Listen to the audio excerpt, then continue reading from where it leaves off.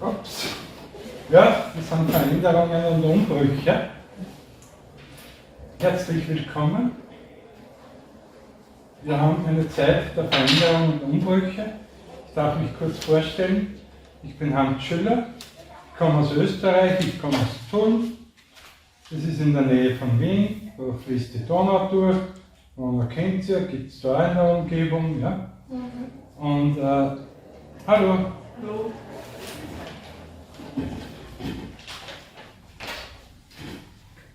Und Veränderungen und Umbrüche, ich glaube, ich brauche gar nicht viel erzählen, wir sehen sie. Ihr sitzt heute alle mit Maske da, ich habe mir erlaubt, aufgrund des Sprechens auch diese Maske runterzunehmen. Und ich glaube, wir hätten auch genug Abstand, wäre auch kein Thema. Erinnert euch, vor einem halben Jahr hätten wir uns das nicht vorstellen können. Und plötzlich ist es so. Plötzlich folgen wir der Aussage von einigen wenigen. Und ich mag gar nicht schimpfen, weil sie können nichts dafür. Wir haben gelernt, gewisse Dinge zu beachten. Wir haben gelernt, neu zu tun, indem wir uns gewissen Vorschriften fügen. Das ist so dieses äußere Szenario, das ihr kennt. Was ist noch passiert in dieser Zeit? Ich gehe jetzt nochmal ganz weit raus. Ja? Die Sonne hat sich verändert. Das ist ein ganz wichtiger Aspekt für uns, weil die Sonne bringt uns Licht, die bringt uns Wärme, die bringt uns auch den Winter und vieles mehr. Wir kennen Flares aus dem Jahr 2009, 2010, 2011. Das waren diese Sonnenstrahlungen, die sich sehr stark auf die Erde ausgewirkt haben. Die gibt es heute nicht mehr. Man hat sie als X- und M-Flares bezeichnet. Je höher der Buchstabe, desto stärker war diese Eruption. Momentan haben wir A- und B-Flares. Nur wir haben hier veränderte Situationen. An den Sonnenpolen passiert Abkühlung. Diese Abkühlung bringt wieder andere Strahlungsenergie, an die wir uns gewöhnen dürfen. Wir können damit umgehen, aber es ist neu für uns. Wir haben auch eine Erde, die sich momentan ausdehnt. Und was passiert, wenn sich diese ausdehnt? Sie fährt irgendwann einmal wieder zusammen, dann haben wir halt wieder stärkere Erdbeben. Wir haben sehr veränderte Situationen in der Schumann-Frequenz. Die Schumann-Frequenz ist die Erdfrequenz. Das ist so dieser Erdenton. Und im Vorjahr ging ja einmal, die Schumann-Frequenz ist bei 7,83 Hertz. Das ist so Brummton. Und in den Obertönen ist die Schumann-Frequenz im Vorjahr auf 160, 170 gegangen. Und das ist schon sehr gewaltig. Das heißt, sie hat sich vervielfacht und ihr wisst, was Frequenzen tun bei uns. Ist das für alle ein Begriff? Ja? Was eine Einstrahlung tut? Oder ich erkläre es ganz einfach. Was tut eine Frequenz? Die Frequenzen haben wir auch in der zwischenmenschlichen Beziehung. Wenn wir miteinander reden, da haben wir manche, die sind uns ein bisschen sympathischer und manche, die sagen, bitte lass mich ein bisschen in Ruhe. Ja? Und ungefähr in diesem Muster ganz einfach erklärt sind auch die Frequenzen. Die einen Frequenzen, die machen uns vielleicht ein bisschen aufgewühlt, vielleicht ein bisschen aggressiv. Ja? Die anderen Frequenzen, die machen ein bisschen müde. Und das ist auch wichtig für das Verständnis dieser Frequenzen, die auch bewusst eingestrahlt werden, wenn man dieses Szenario aufrechterhalten kann, werden auch Frequenzen eingestrahlt. Manche sind sedierend, also da geht man eher ein bisschen schlafen oder ist müde und manche machen sie aufgeregt. Und worum geht es denn? Es geht darum, dass wir uns wieder an ein Leben erinnern. Was ist Leben an und für sich? Ja? Wir können diese Situationen, die uns von außen beeinflussen oder einstrahlen oder da sind, nicht verändern. Das, was wir verändern können, ist bei uns selbst. Wir können unser Leben verändern. Wir können in die Freude gehen. Wir können wieder beginnen zu kommunizieren. Und ich weiß, jetzt kommt, aber wir haben ja jeder ein Handy. Ich nehme heute auf damit. Ja? Wir haben ja jeder einen Computer. Oder sehr viele. Und wir haben noch die Möglichkeit, dass wir zu unseren Freunden, Verwandten, Bekannten sagen, komm, gehen wir auf einen Kaffee, essen wir mit zusammen. Ja? In diesen Vorschriften drinnen. Aber es ist wichtig, dass wir uns austauschen, dass wir reden, weil sonst vereinsamen wir. Und was passiert denn, wenn wir vereinsamt sind?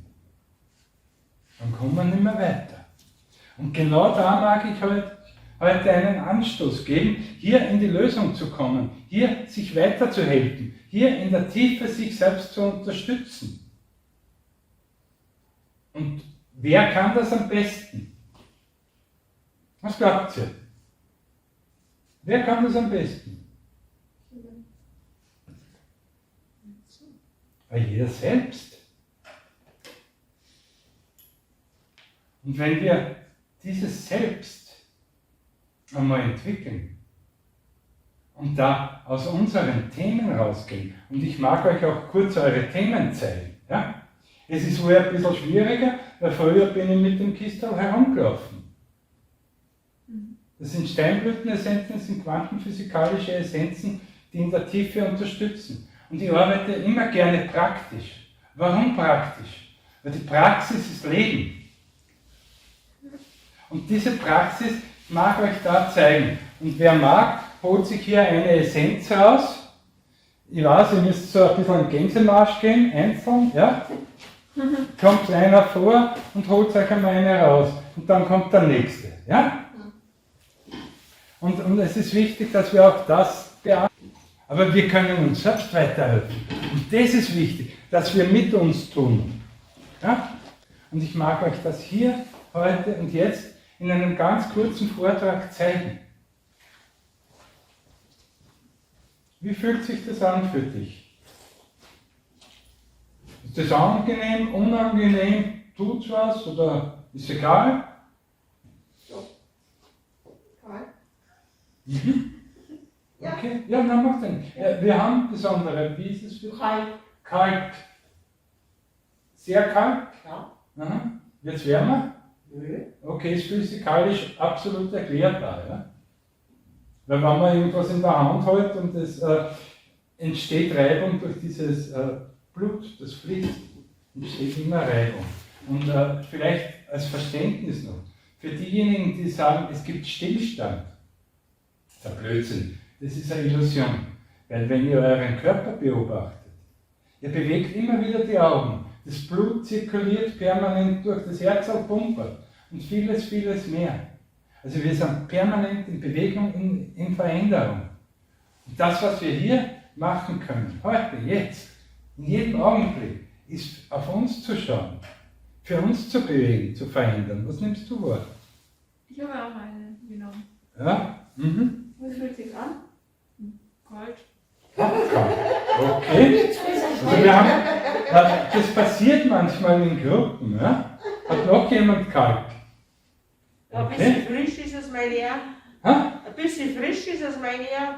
Ein bisschen frisches da, ja? Also, was zeigt denn das? Das zeigt, dass an und für sich sehr, sehr viel Kälte momentan unterwegs ist. Ja? Weil die sind, habe ich von diesem geheizten Raum unten bis hier raufgetragen. Ich hatte heute noch niemanden, der gesagt hat, es ist kalt. Aber scheinbar scheint das hier ein Gruppenthema zu sein. Das Flaschen ist kalt. Ja, ja, ich weiß. Also nicht der Raum, sondern Ja, ja, das zeigt ja was an. Ja. Wie fühlt es sich für dich an? Ja, ich spüre es da ein wenig. Du spürst das da ein wenig, ja? Ja. Okay. Angenehm, unangenehm? Nee, nicht unangenehm. Nicht unangenehm, also Das angenehm. ist ganz leicht. Ja. Ganz leicht, ja. Ja. Okay. Ja, für mich ist auch kalt. Für dich ist auch kalt, ja? Schade, ob es wärmer wird, aber nicht Es wird nicht wärmer, gell? Nein. Wird es bei irgendwann schon wärmer? Nein. Das ist komisch, gell? Ja, ja. Das ist, Kribbeln. und es kribbelt, ja? Das Kribbeln. Die tun Bei unmittelbar. mir so in die Schulter, rauf. Bei dir in die Schulter rauf, ja? Ja, Okay. also die kalte irgendwie. Mhm. Ja, Füße eigentlich auch was. Ist gut, ja? Aha, okay, und jetzt gehen wir noch einen Schritt weiter. Sprüht es euch einmal über den Kopf rundherum, ja? Und dann gehen wir erst weiter. Dann gehen wir noch ein Stück weiter, ja?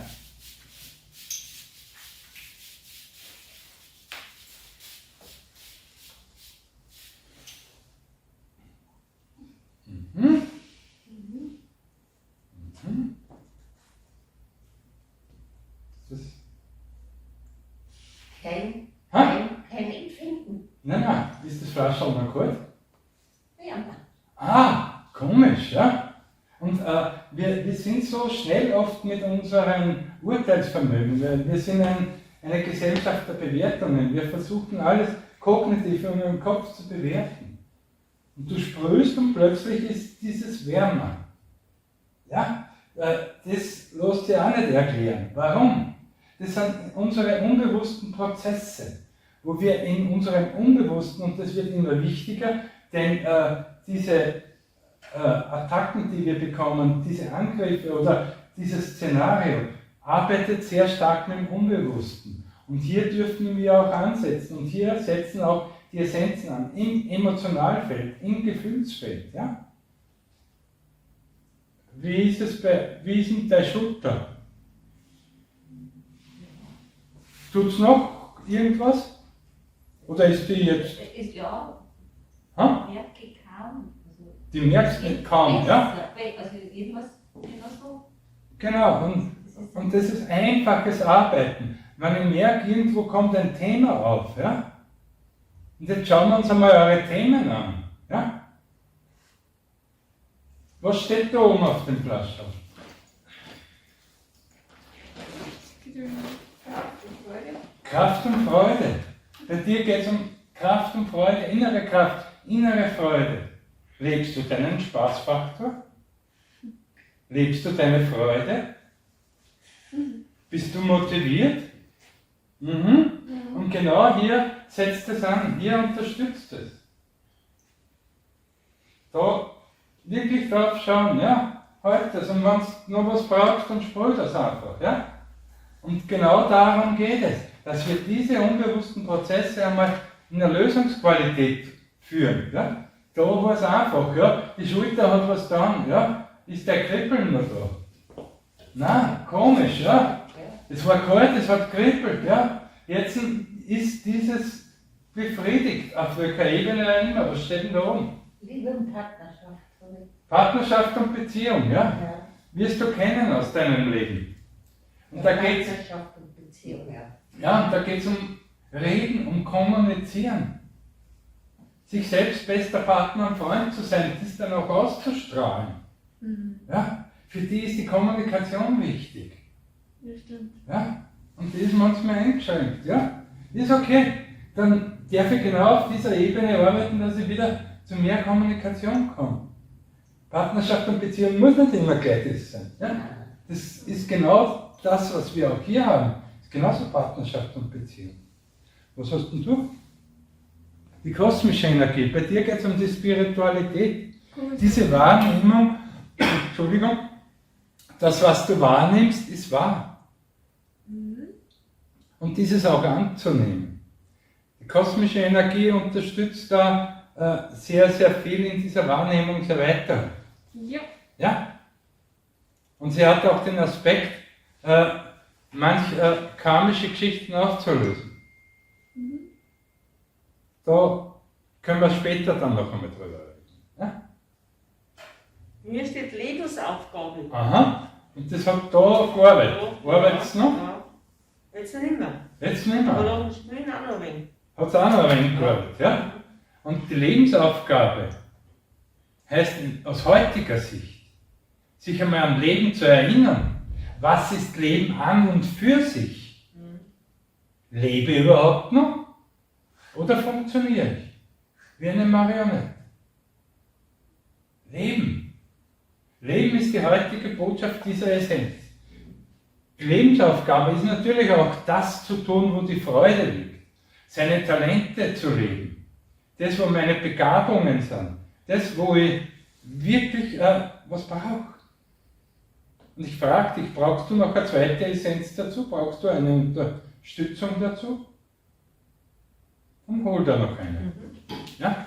Weil es ist manchmal so, dass man eben eine Thematik hat und diese Thematik ist halt gerade ein bisschen schwierig. Ja? Und gerade in der heutigen Zeit zu leben, ist manchmal ein bisschen schwierig. Und was unterstützt dich bei der Lebensaufgabe? Schau das gleich einmal an. Ja, loslassen und Ruhe. Loslassen und Ruhe. Das heißt einmal, in die Ruhe zu kommen, ja? Auch manches loszulassen. Ja. Und was heißt denn loslassen? Loslassen ist nicht bupp, weg, sondern loslassen ist das. Mag es gehen, kann es gehen. Mag es bleiben, darf es bleiben.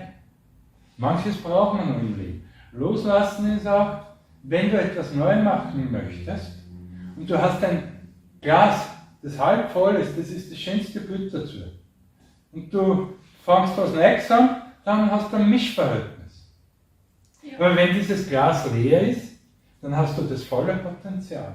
Loslassen ist auch oft, gerade im Aspekt der Lebensaufgabe, ein Impuls für einen Neustart, für ein Neutun, für ein Anderstun, für ein Leben an und für sich. Freude zu leben.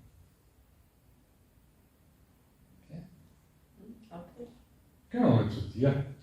Zellaktivierung. Die Zellaktivierung, das ist das absolute Ich Bin.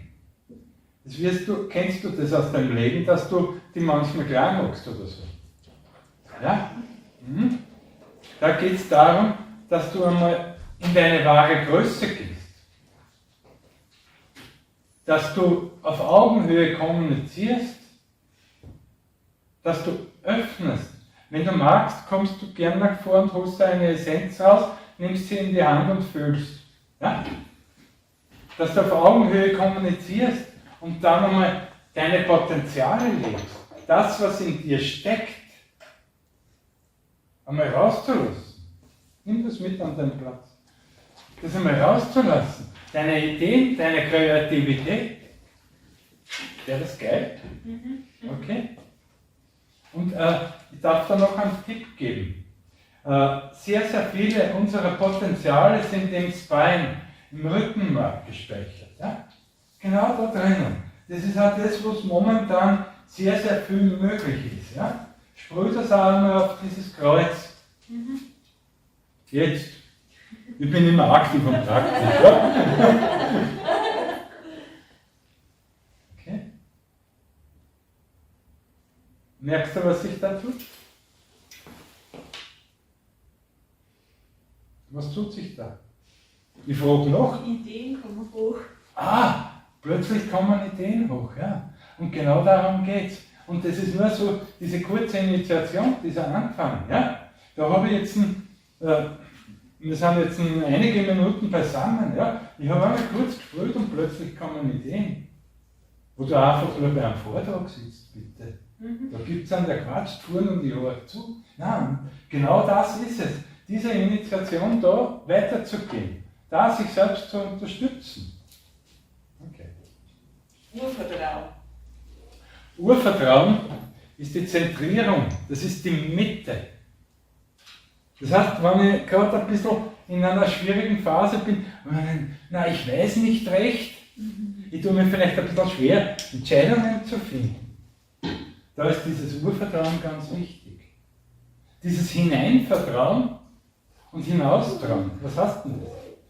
Ich vertraue mir und aus diesem gesunden Vertrauen zu mir entwickle ich dann diese Möglichkeit, auch hinauszugehen mit meinen Ideen, mit dem, was in mir steckt. Es ist die Basis zur Zellaktivierung. Da sind schon die Ideen da. Ja? Da darf sie einmal das Ganze setteln. Dass ich mich einmal spüre, dass ich mich einmal wahrnehme, dass ich einmal in mir drinnen bin, dass ich bin, dass ich mir selbst vertraue. Da ist eine große Chance und Urvertrauen ist eine sehr aufbauende Essenz. In die wahre Größe auch zu gehen. Selbstliebe. Bitte? Selbstliebe. Ja, das ist momentan ein sehr, sehr großes Thema, die Selbstliebe, weil wir eben von sehr vielen Seiten geführt oder irgendwo hingedrängt oder wie auch immer hingebracht werden, wollen wir es so nennen. Und wir vergessen oft auf uns selbst. Wer bin ich? Was macht mir aus? Wo habe ich meine Freude? Wo habe ich meinen Spaß im Leben? Wo kann ich leben? Wo darf ich leben? Und wo spiele ich mich? Wo bin ich? Ich will wissen, wer ich wirklich bin. Das ist die Selbstliebe. Diese Identifikation in sich selbst. Und ein Aspekt der Selbstliebe ist ebenso, wir wollen manchen helfen. Wir wollen manche Menschen unterstützen. Und wenn ich da nicht auf mich schaue, wenn ich da am Boden unten liege, dann habe ich ein Thema. Weil wenn ich unten liege, kann ich kaum jemandem aufhelfen. Aber wenn ich in meiner Größe bin, in meiner Selbstliebe, in meiner inneren Selbstliebe, Kraft, ich sage das jetzt nicht so geschwollen, weil das genau das ist, diese Selbstliebe, Kraft, wir haben sehr viel Kraft in uns. Nur da geht es viel einfacher. Und Selbstliebe heißt vor allem, schau auf dich. Wenn es dir gut geht, gerne andere unterstützen. Wenn es dir nicht gut geht, dann musst du halt einmal sagen, nein, geht jetzt nicht, ein bisschen später vielleicht. Ja? Raumharmonisierung. Das ist fein. Ja? Was ist Raumharmonisierung? Wie fühlt sich das an für dich? Ich weiß nicht, ob ich persönlich betroffen bin oder ob es jetzt um den Raum hier geht. Okay. Und darf ich da eine Antwort geben? Es geht um beides. Es geht vor allem einmal um deinen persönlichen Raum, dir selbst Raum, Platz, Zeit zu geben, deinen Platz zu beanspruchen. Das ist meins. Da bin ich. Das ist mein Aktionsgebiet, meine Praxis, meine Arbeitsstelle, mein Heim, mein Partner. Das bin ich. Ja? Da bin ich. Diesen Raum für sich zu beanspruchen. Die Raumharmonisierung ist ebenso die Abgrenzung. Wir kennen das. Diese Energiesauger, diese Vampire, diese Leute, die oft sehr übergriffig sind. Ja? Der geht da Vollgas in deinen Raum rein. Ich zeige das gerne praktisch, aber in dieser Zeit ist es leider nicht so gut möglich. Ja? Wenn jemand in jemand anderes Raum reingeht, ja, was passiert denn dann? Dann zuckt man entweder zusammen, man fühlt sich bedrängt, Man macht so. man macht so, ja, und der geht noch weiter. Und diese Situation anzunehmen. Diese Situation, wenn der in mein Energiefeld reinkommt und ich gehe in den Widerstand, was passiert denn dann? Dann schwäche ich einmal mein eigenes Energiefeld, mich selbst, und bringe dem anderen dadurch, dass ich die Energie schwäche, weil die gebe ich ab, die kriegt der nimmt er mit vollen Freuden und sagt, juhu, und jetzt noch einmal stärker. Ja? Aber wenn ich ihm hier das Ganze, den Wind aus den Segeln nehme und einfach sage, okay, kommst halt rein, ja? Und das ist in dieser Übung sehr fein sichtbar, ja? Wo ich zwei Menschen aufeinander zugehen lasse und irgendwann einmal ist Stopp, ja? Da ist genau ihre Begrenzung im Energiefeld. Und dann sage ich zu einer Person, bitte sprüht er das. Und dann lasse ich sie noch einmal aufeinander zugehen und sie können sich wesentlich mehr nähern. Sie sind näher aneinander. Was heißt das? Das heißt, ich nehme diese Energie an, die tut mir nichts und ich führe sie weiter. So kann ich mich abgrenzen. Die Raumharmonisierung ist ebenso für den physischen Raum. Und das ist grob wichtig in der heutigen Zeit, weil dadurch, dass wir eben auf sehr engem Raum sehr lange zusammen sind, passieren natürlich Spannungen. Dass ich diese Spannungen lösen kann. Als praktisches Beispiel, da gehe ich alle 2 Schritte durch den Raum, mache einen Drucker und bei sehr großen Räumen mache ich in der Mitte eine Spirale. Kann ich auch nicht praktisch zeigen, geht momentan nicht. Ja, ist so. Aber vielleicht, habe ich eine Idee, könntest du das stellvertretend bitte machen für die anderen? Ja? Stellst damit die Raumharmonisierung auf deinen Stuhl. Ja? Steh auf und wo gehst du denn hin? Gehst du ein bisschen zu dem Eingang hin? Da geht noch ein Stück, ja, da ist auch, merkst du da eine andere Energie? Da ist nicht so stark, wenn du so ein Stück rüber gehst, so vor diesen, noch ein Stück und jetzt ein Stück, einen Schritt nach vor und einen Schritt nach rechts von deiner Seite. Ja? Merkst du da die Energie? Ich habe mich da wohler gefühlt, vielleicht, Ja, weil ich einen Schutz gehabt habe. Darum geht es ja. Die Situationen, die wir da zu Hause haben, wo ich die brauche, ist nicht dort, wo ich mich wohlfühle, sondern da, wo ich mich nicht so wohlfühle. Jetzt merkt er diese Stelle, ja, holt er die Raumharmonisierung und sprühe einmal drüber. Über die Stelle, nicht über die. Geh raus aus der Situation und sprühe nur über den Punkt da drüber. Ja? Noch einmal. Wie fühlst du jetzt?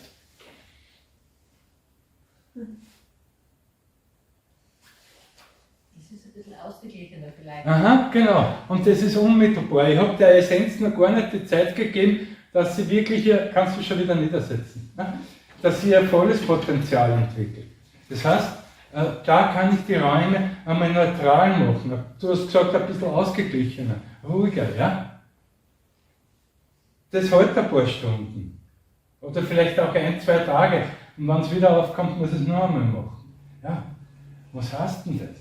Das heißt, wir haben in uns das Potenzial, dass wir dieses Leben, was wir jetzt gerade führen, wenn es gut ist, brauche ich gar nichts machen. Wenn ich mich wohlfühle, wenn ich strahle, auf allen Ebenen, brauche ich gar nichts machen. Nur, wenn es mir nicht so gut geht, wenn ich irgendwo ein bisschen in einer misslaunigen Stimmung bin, vielleicht auch ein bisschen depressiv oder mir kalt ist, weil da sehr viel Kälte ist. Bei irgendjemandem die Essenz noch kalt? No? Auf der einen Seite ist es eine logische physische Erklärung, je länger ich das Flascherl halte, desto wärmer wird es. Ja? Aber ihr habt am Anfang gesehen, es konnte oder wurde nicht wärmer. Manchmal habe ich sogar den Fall, dass es kälter wird, passiert. Ja? Und da ist halt immer schon sehr, sehr viel Präsierliches. Ihr habt ja jeder das Potenzial, bei euch zu verändern. Und da, wo ich anfangen kann, das ist immer bei mir selbst, bei dir, bei dir, bei dir, bei dir, bei dir. Ja, bei jedem Einzelnen. Ihr könnt selbst euer Leben in die Hand nehmen und das zu einem Wohlfühlen machen. Und wenn ich jetzt so kurz in die Vergangenheit gehe, so ins Mittelalter, vielleicht in die Zeit der Kelten. Ja? Wenn wir heute einen Kelten von damals in die heutige Zeit nehmen, der hätte wohl große Probleme. Weil der hat noch nie ein Handy, ein Auto oder ein Haus gesehen. Und wenn wir uns ebenso in diese Zeit der Kelten transferieren, hätten wir ebenso große Probleme. Käppwüsel. Käppwüsel. Kennst du Ja. das? Und wir schaffen das aber. Weil was braucht man zum Leben? Schon mal Gedanken gemacht darüber? Auch ein bisschen was zum Essen, was zum Trinken und was zum Schlafen. Und der Rest sind Goodies. Und jetzt nehmen wir genau diese aktuelle Situation, diese Zeit, die für manche sehr, sehr schwierig ist, die für manches vielleicht sogar unaushaltbar ist, Für manche mag es Freude sein. Ja? Und genau in dieser Zeit haben wir die Chance zu transformieren, zu verändern, in unser Wohlfühlen zu kommen, in unser Leben zu kommen. Egal, ob es jetzt einmal die Erde bebt. Und vielleicht eine Geschichte, die einmal auf einer Reise erlebt hat. Ich war auf Fidschi und bin da durch die Dörfer gefahren und da gab es einen Fluss, der zu diesem Zeitpunkt ein bisschen reißend war. Sage ich, na, habt ihr nicht Probleme mit Überschwemmungen? Und ihr kennt das Bild, wenn eine Überschwemmung in Deutschland ist. Ihr kennt das Bild, wie das ist, wenn eine Überschwemmung in Österreich ist. Und die haben gesagt, ja, hatten wir vor 2 Monaten. Sag ich, und was habt ihr gemacht? Nix. Wir sind angegangen, haben ein bisschen Kochgeschirr, ein bisschen Essen geholt, haben das den Leuten gebracht, die dort verwüstete Häuser gehabt haben dann, das waren Wellblechhütten oder ähnliches, haben dann diese Wände genommen, haben sie abgeschraubt, haben sie wieder zusammengesetzt, Sache war erledigt. Wir hätten große Themen. Und so sehen wir, manche Völker sind sehr, sehr praxisorientiert. Da wird in den Schulen Nähen gelernt, Händel züchten oder Gemüse anbauen, Häuser bauen, praktische Tätigkeiten. Bei uns geht es nur um den Kopf. Du musst addieren können, du musst Vokabeln lernen, du darfst ein bisschen Deutsch lernen. Wenn du das nicht kannst, dann wird es schwierig. Ja? Und im Dialekt, so wie ich spreche, ist das überhaupt schon zweifelhaft. Es wird versucht, hier ein lineares Denken zu fördern. Und wenn wir jetzt in die Natur gehen, wir gehen in die Wiese, wir gehen zu einem Baum, wir gehen zu einem Strauch, zu einer Blume. Und zeig bitte, lineares Denken ist gerades Denken, eine Gerade in der Natur. Ihr werdet sie nicht finden. Und die Mathematik wäre logischer, mit Pi zu agieren, als mit 1 und 2. Und wenn ich hier in diese Natur gehe und mir diese Biegungen, diese Windungen anschaue, das ist unser Leben auch. Weil wir gehen nicht immer gerade. Und wenn ich merke, da ist eine Wand, kann ich anlaufen. Ja? Machen wir manchmal. Ganz gern. Und ich bin oft Wiederholungstäter, ich brauche manchmal 25, 27 Mal, bis ich es erkenne. Aber irgendwann einmal findet man dann diese Möglichkeit, in unser Leben zurückzukommen, zu uns zurückzukommen, uns wahrzunehmen, uns zu leben, uns zu spüren. Und ich glaube, dass das eine ganz wichtige Geschichte ist in der heutigen Zeit. Dass es wichtig ist, dass wir erkennen, wir sind nicht alleine. Dass wir erkennen, wir haben in uns selbst sehr großes Potenzial.